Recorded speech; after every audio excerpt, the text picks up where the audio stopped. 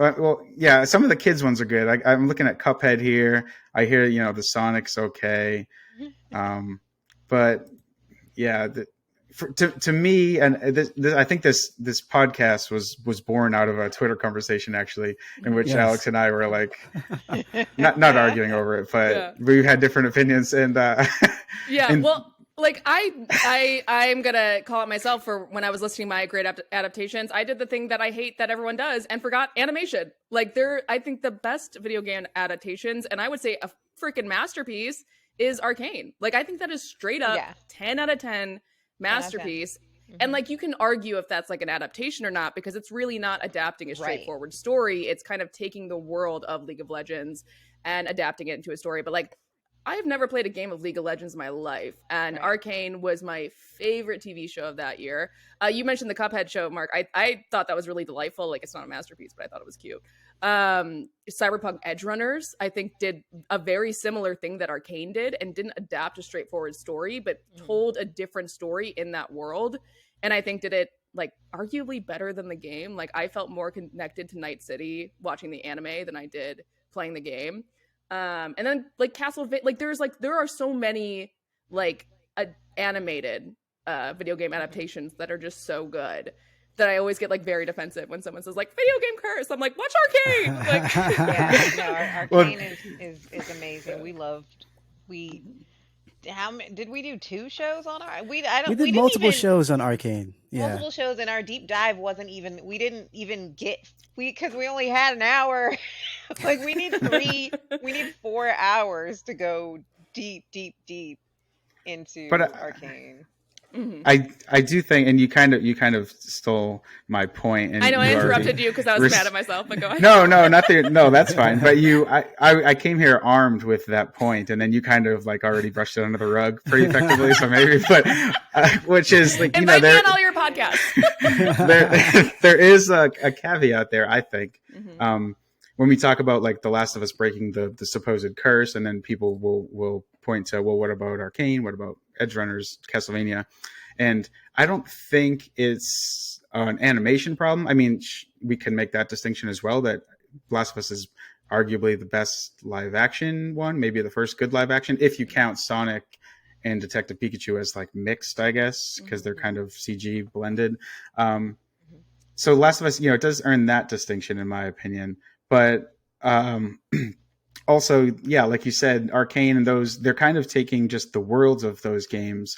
And, if we're speaking of the curse, I feel like no one's ever saying, like, no one would argue, I think, that video games don't have like awesome worlds and lore and like all that story foundational stuff.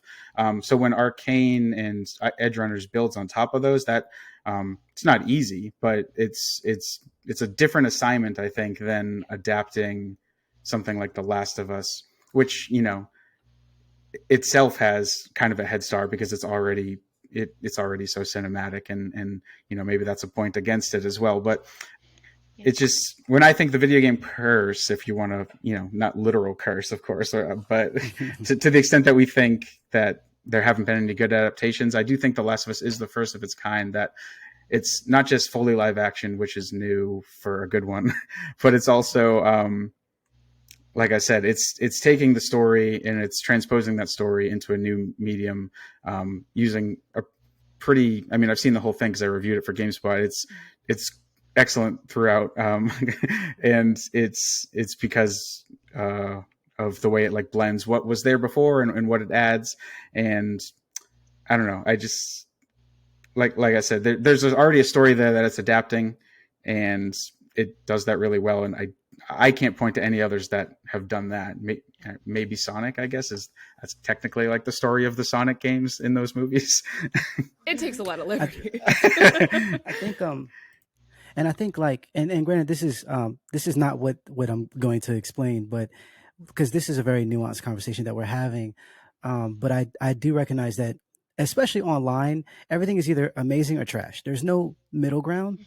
And over my time, like, because I came from mostly writing about games, and then I started doing film and TV a few years ago, and I've noticed that there's a lot of gray area that we miss.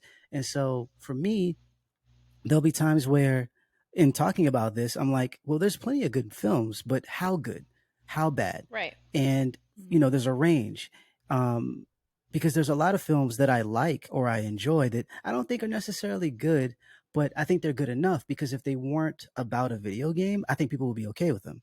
I think that putting the video game there is a stigma, and that creates this, this I don't want to say, it's like a prerequisite to be amazing.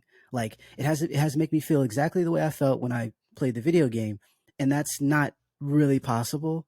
I think The Last of Us came kind of close in certain moments, but even as a show, there are parts where I'm like, no, this was so much better when I experienced it in the game versus the show. And so for me, I think the conversation becomes more broad when you look at, oh, you know what? This action film is actually like those other action films. It just has video game characters. It's actually not that bad if you like action films. Same thing with some of the horror stuff. For instance, Silent Hill 2 for me was so horrible because it stuck so much to the game, and the game doesn't make a lot of sense. It just doesn't. But I remember like playing Silent Hill 2 and then looking at and watching the film, and I'm like, oh no, this is almost scene for scene in certain cases. Like, wow. And I don't like it like I like the video game. You know what I mean? And so, and then, vice versa. So there are times where, like, for instance, Street Fighter, the original Street Fighter, horrible movie, just really, really bad. But I really enjoy it. As a kid watching, Jean-Claude Van Damme, and granted, I found this out later that he was mad high and drunk while he was doing this. Doing, flash kicks was amazing to me. I didn't care if it wasn't the cinematic masterpiece. I'm like, he's kicking this dude who's flying. Like, this is what are we talking about? So, like, I think for me, I'm a little bit more, the bias is not the right word, but I'm less critical on certain things when it comes to video game adaptations, mainly because there's a lot more pressure there than I think other things. The same thing with anything that's like nerd based, right? If you are adapting a book, if it's not like the book, then it's explosions. But then something else that's just like it will be perfectly fine because there's no source material, At least that's what I've seen on Twitter, which is, yeah. That's because nerds won the internet, and now it's right. They're really loud when this stuff comes up. I say they as if I'm not, I'm likely a loud nerd myself in some situations, but.